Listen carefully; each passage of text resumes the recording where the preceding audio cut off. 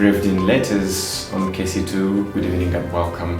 And of course, as this year we're celebrating the Women's Day, which is celebrated every 8th of March every year.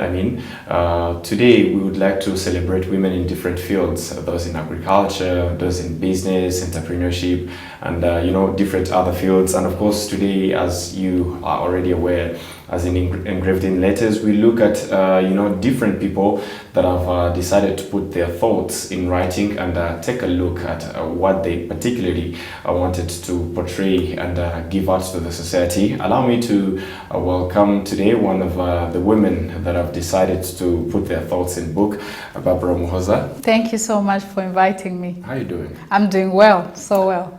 First of all, happy Women's Day. Thank you. Thank you. Hey, you're welcome. And as we celebrate this year's Women's Day, I just loved the theme of this year, breaking the bias, in different fields.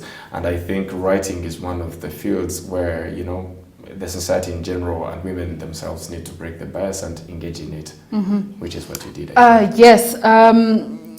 I'll try to think of it in the context of our culture. It's not so often that women tell their stories at such a public stage or platform. We talk amongst ourselves, we share stories, but to get the courage to put yourself out there, tell your story, it's not easy, so we're breaking the bias. Yeah, we're breaking the bias, absolutely. Yeah. Before we get to, the book, Shaped, which you, is it already out or it's yet? No, it's coming out this year, mid this year, but we are now doing pre-orders, taking pre-orders from different people, trying to get the picture of what this will look like on the market.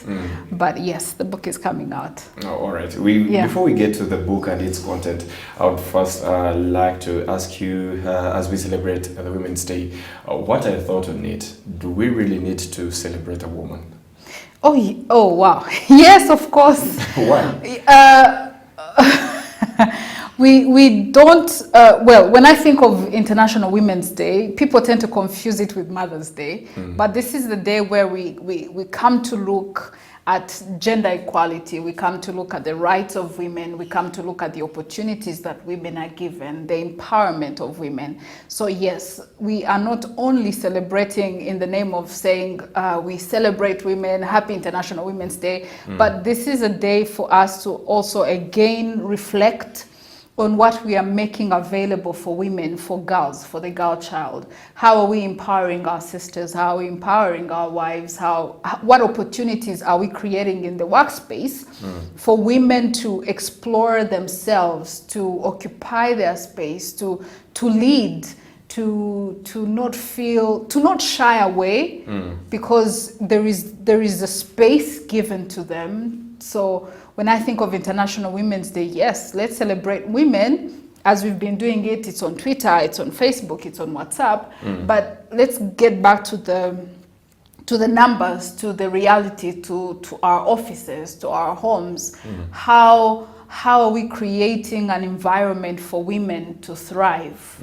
Now, when I think of International Women's Day, that's what comes to mind. What opportunities am I being given, or what opportunities are my sisters being given? How are they empowered to take their space in this world? Gender equality in numbers, in pay, in different things. Yeah, sure. We're talking about this as we relate it to the theme we just mentioned about it, breaking the bias. What can we say are the biases that still exist, which can say are still the limitations for women, in different fields to thrive and achieve their goals and the empowerment we always talk about? I wouldn't love it staying in words, breaking the bias, empowering women, but when you get to numbers, as we're saying, when we get to practicals that are being done in different societies, in homes and everything, you find nothing done. What are these biases that we really need to look at and pinpoint and break them and achieve what we really need to achieve in terms of women empowerment? I will emphasize on one bias. There are many, and I believe many will be covered throughout this day on different programs that RBA has today or KC2. But I'll emphasize on one. There is this notion of thinking or believing that a woman just can't do a good job as her male counterpart or even do better. It may not be spoken out loud, but in the way things operate in the office or business, there is this certain treatment that you get as a woman. It may not be openly voiced, but you just feel it. You just see that, is she going to do a good job?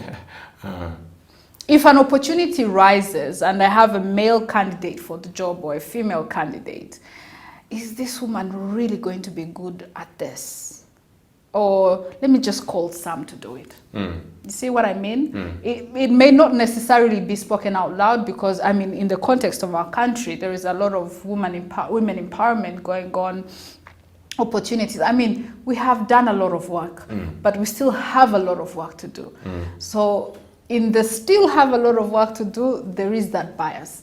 Is she good enough? Can she deliver? Or can I raise her at the same level as her male colleagues? Can I treat her as I treat her male colleagues? So you walk in a room and you may not get it spoken out loud, but you get the faces, you get the looks, you get the body language that, you see what I mean? Yeah, I get so it. we women tend to get it. Be in business, I'll speak from a business standpoint because that's where I operate most of the time. Yeah, you get that. Can we say this issue is also sometimes a matter of mindset when it comes to some women who think they are not good enough, maybe who think, being in a certain position is all about a favor, not a melt. Don't you think there's an issue of mindset that really needs to change, among women, among ladies, to break these biases at the same time? I will not talk about the women. I'll go back to the culture. We come from a patriarchal culture. That in itself has set our minds to believe or to treat women in a certain way.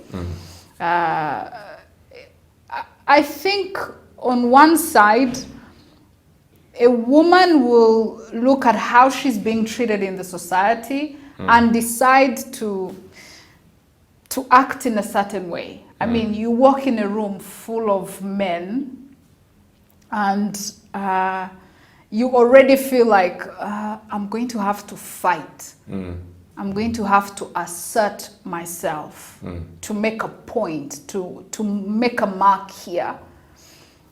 So the woman, of course, will have to think, can I pull it off? Can I do it? While on the other end is a group of gentlemen who are thinking, can she do it? Can she really manage? Can she really manage?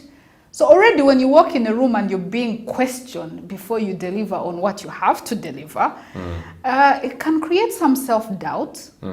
It can create some self-doubt, but many times a woman has risen to the occasion, but it will require a lot of courage and strength to ask, to also demand what is rightfully yours. So it goes both ways. Yeah, there is a way we are treated, but there is also a way that we also believe, there is a way that we have what we believe about ourselves.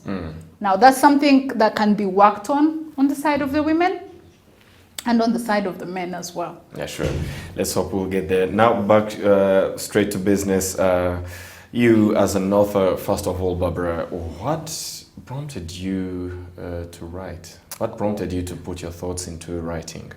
It's a long story, but I have, and I tell it in the book. I used to journal when I was a teenager. So my mother used to bring me BK, my mother used to work for Bank of Kigali, and she used to have these notebooks or diaries that every company, every institution gives at the beginning of the year. So she used to bring them and tell me, write your thoughts. So I used to write. I would journal almost every day. But that was so many years back. But it's something that I have always had around myself whenever I feel overwhelmed, or whenever I get inspiration, whenever I think of something, I write it down. So fast forward to 2020, COVID hits the world and we are locked down. That was in March, yes. And prior to that, this is a story I have never told before, but it's coming out in the book. So prior to 2019, I decided to take care of my mental health, and I started going for counseling. I started going for therapy. And one of the things, again, this is in the stories of the book, the details. And one of the things my therapist told me is that if you want to process your thoughts, if you want to process what you're feeling, you can write it down. So that's 2019. Then we go into 2020, COVID hits the whole world. We are locked down in March, I think it was March, and no one is leaving the house. I couldn't go to see my therapist. I had nothing to do. I couldn't go to work, And being an entrepreneur, most of the things that I do require me to go out and meet people. So literally 2020 was a dead year for me. I didn't do much because of COVID. So during that lockdown, I felt like I was about to lose my mind. I was like, who stays in a house for a month and a half, 2 months, not doing anything? I had watched all the movies and all the series and all the things I had to read. I had read them. I was like, I need to find something to be creative. I need to work. So I remembered what my therapist said. Write what you're thinking, write what you're feeling. So during the lockdown, I start writing. And it becomes a job. It becomes something I look forward to every morning. So I would wake up, exercise. I mean, we could see pictures on social media of people walking around the house. So I would walk around the house, take care of the kids, the house and everything, and then sit down, sit in front of my laptop and start writing everything I have felt in a long time, things I didn't process, grief I didn't process. And at the end of that lockdown, I had quite a number of pages. So I shared the manuscript. At the time, it wasn't considered a manuscript. I thought, let me share with my friends my story. So I share with some of them, and they're like, what? This is a book? You mean you write? I'm like, no, I don't write. This is a journal. I've been journaling. They're like, no, this is a book. And I'm like, huh? Because I've never thought of myself as a writer. Okay. I've been in spaces where I talk, where I present. I do mostly talking than writing, really. So they're like, this is a book. You could actually be an author. I'm like, huh, really? So I share it with some friends and we decide to take it as a book project. All right. So I spent the whole of 2020, 2021 working on it, giving it finesse, and we are now almost done with it. And I have partnered with a local publisher, Imagine We Rwanda, and we are set to put this book out this year, mid this year sometime. So. All right. Let me start with the title of this book, Shaped. Why and how? Why and how? Well, when I was writing from an introspection of my life, the different experiences I've had in my life and how they have made me who I am today. And I kept coming with different themes and different titles for the book until with one of my friends, someone who is on my team, we came with the word shaped. We're like, actually your life has shaped you to become who you are. Your childhood has made, your upbringing, the way you were parented, the schools you went to, the places you have lived, motherhood has shaped you, business has shaped you, different things have made you who you are. So the package that you are is a result of different experiences, different people in your life. And yeah, so we coined the word shaped from looking at the way I had told the stories in the book. So. I just loved the synopsis, the first two sentences of the synopsis of this book, that life will teach you many lessons, and these lessons mold us to become who we are today. These lessons are not just for us, but if shared, they have the potential to improve the lives of other people. So while writing your thoughts, while putting them down, the grief, the challenges and everything you faced during the lockdown and before in 2019, as you just shared it with us, did you have in mind that this might at some point, help someone, deal with their grief, or, release their mind, or, become a therapy, the writings itself? Did you have this in mind? When I was journaling, because like I said, it started as journaling. It didn't start out as business, as a book. I'm writing a book. I'm going to inspire lives. No, this was my private, personal time with myself, with my experiences, with what I've been through, with the pain I've had at different times in my life. So it didn't set out to become as an inspirational, book. But along the way, in some stories, I get into some stories, and it became quite touching, that I felt like, wow, I wish I had read this somewhere. I wish someone had shared that story and I had read it myself, and it would have helped me. I'll give an example, a quick example. It's also in the book. I talk about the death of my mother. She died in 2012, and she died when I was 7 months pregnant with my firstborn son. So I remember not grieving because I was pregnant and I was at risk, and everyone was like, you can't cry, because if you cry and the baby goes in distress, it's going to be hard, it's going to be worse. So I remember in that moment feeling like, okay, so I've lost my mother, then I can't cry. How do I not cry when I'm burying my mother? How do I not process this? And at the same time, I'm in pain that I've lost my mother before she sees my firstborn son. Well, all my kids. And I'm like, okay, so I remember at that time thinking, I wish someone had gone through this and told me how this is. How are you supposed to be? And throughout the time of we call it chiriyo, burial and stuff, I remember so many things going through my mind. So when I was writing Shaped, I had to go back to that time. I had to go back to what I was feeling. And you can't believe that I actually grieved in 2020 when I was writing that chapter. That's when I allowed myself to properly cry. So 8 years carrying my mother's death in my soul, never having processed that death and the pain that it carried. Because it's like every time I wanted to process it, there would be something that told me you can't cry. So many things could fall apart if you cry.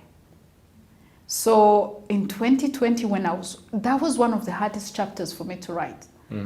I allowed myself to cry. I allowed myself to name the pain that comes with losing a parent, one, that comes with losing a mother, two, that comes with losing a mother when you're expecting to be a mother.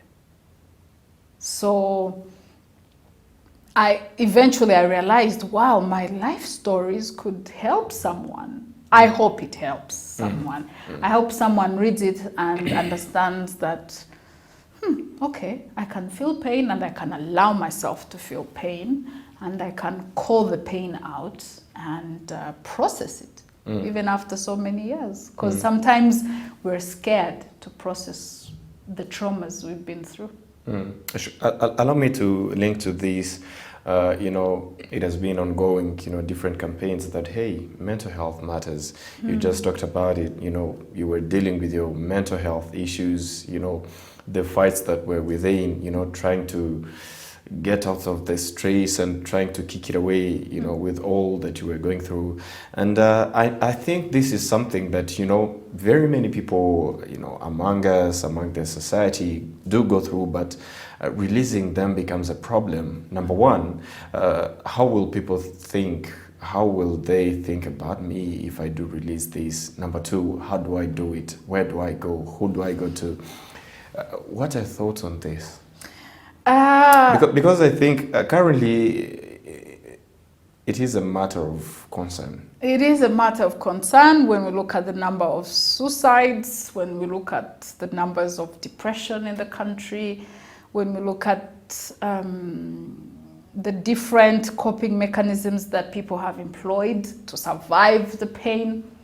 Alcoholism, drug abuse, and different other forms of abuse that people engage in.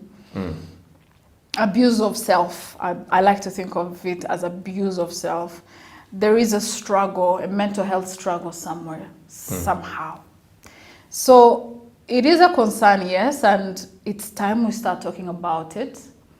It took me a lot to open up about that also, because in the society, I'm a Christian, I'm a pastor, I'm a mother. I look well put together, because we tend to think people who are fine can't have mental health issues, but we are actually struggling on these streets, like we say it on Twitter, that these streets. So it took me a lot to be open and to be vulnerable in that sense, to say that I have dealt with depression at different times of my life. I've had to go for therapy because, I had to face some of the things that were putting me in a dark hole. So there is a stigma in the society that if you call it out, you are weak, you're not good enough, you're a nutcase, you're crazy.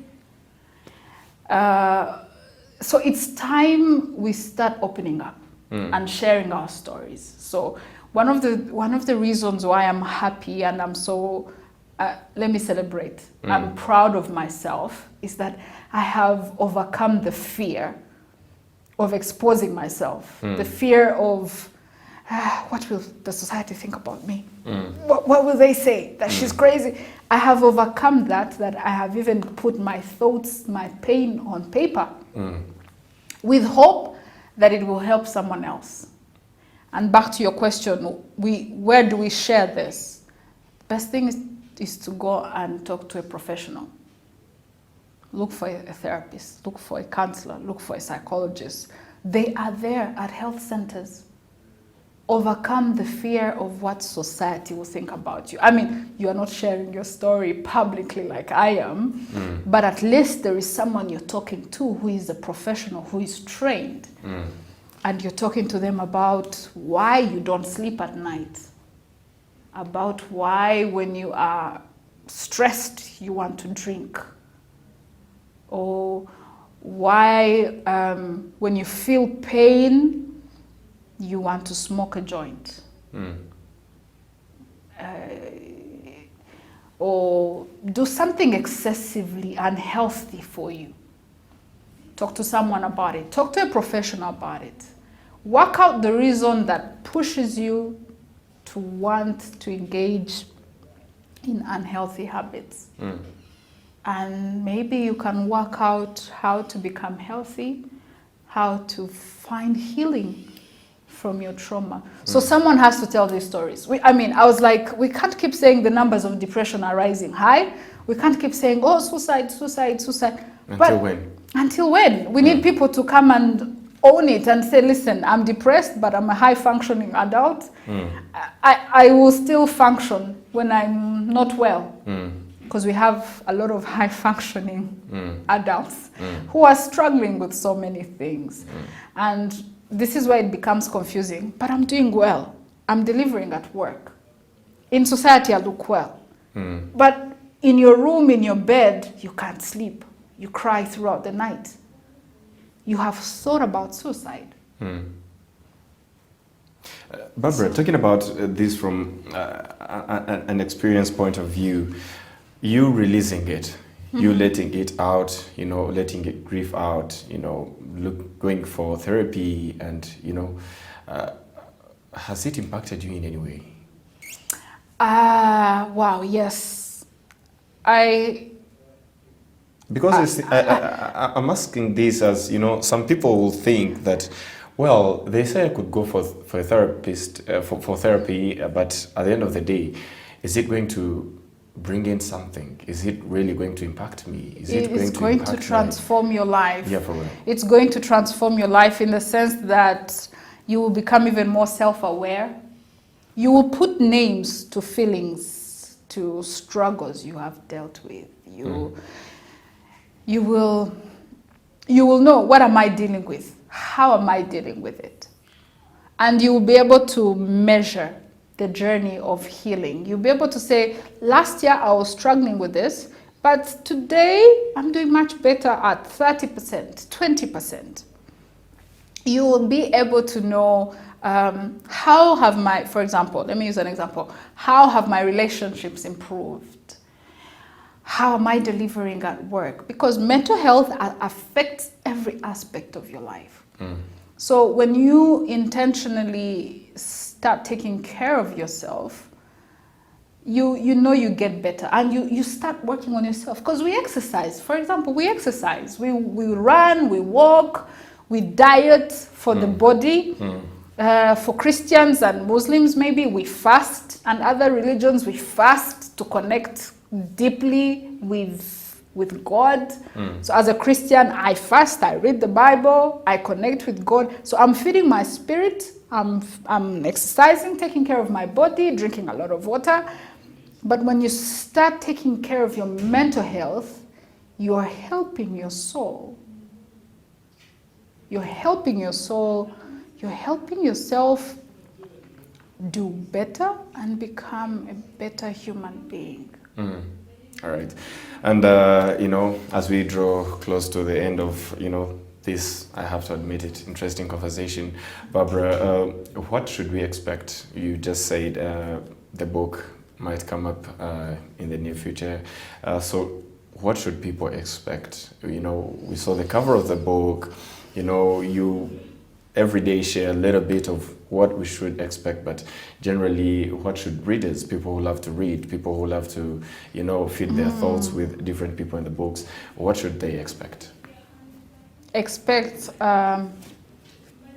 truth, honesty, vulnerability, as hard as that is for me, but yes, I'm going to be vulnerable. Expect yourself to read and then go back and look at your life. All right. That I want people to read this book and be like, okay, hold on. This is her story, but what is my story? What does this mean for me? All right. Again, thank you very much for your time. Thank you so much for inviting me, Sam. I have to admit, this was one of my best interviews. Thank you. Yeah, for real. Thank you. It really was. And I'm honored. We look forward to having Shaped and talking more about it when it comes out. Thank you. We can't really wait. Thank you. Thank you so much. So when it's out, as you said, people are having pre-orders. People are having pre-orders, and Imagine We is registering them. They will be delivered to them when the books are out. It will be in different libraries. We will do another marketing campaign once the whole book is out, and we'll be specific on where to find the book. It will also be on Amazon for those who don't carry, physical books. It will be everywhere. All right. Yeah. And pre-orders, how do you make them? Pre-orders can be made to Imagine We on their website, or you can it's paid. The book is 17,000 Rwandan francs. And it's not cheap. Yeah, 17,000. I made it affordable for people to. It's so much affordable. Yes, 17,000. You can pay on Momo 030514. 030514. That's the Momo pay code for Imagine Me Rwanda. And and the number to contact for further information, more details is 0788315146. All right. Thank you so much. Thank you so much, Sam. All right. And as we conclude, finally, what could be your short message as we celebrate this year's Women's Day, and to all the ladies and women out there? Yeah. Would you love to that? Thank you so much. On this Women's Day, let's break the bias. Let's check our biases first, the biases we have against women first, and let's break them. Absolutely. Let's intentionally walk away from the biases that have been built in our minds for a long time against women. And for the women there, let's go beyond the bias. Let's find the courage to go beyond the biases that we encounter every single day. Absolutely. Thank you very much. Thank you. Thank you so much. Absolutely. And from this, we come to the end of today's show, Engraved in Letters. And once again, let me say Happy Women's Day to all the ladies and mothers and grandmothers and sisters and girlfriends and wives, out there. So enjoy your day. And of course, we have to celebrate you each and every day. So stay tuned with us. And of course, our programs continues as always. Thank you very much.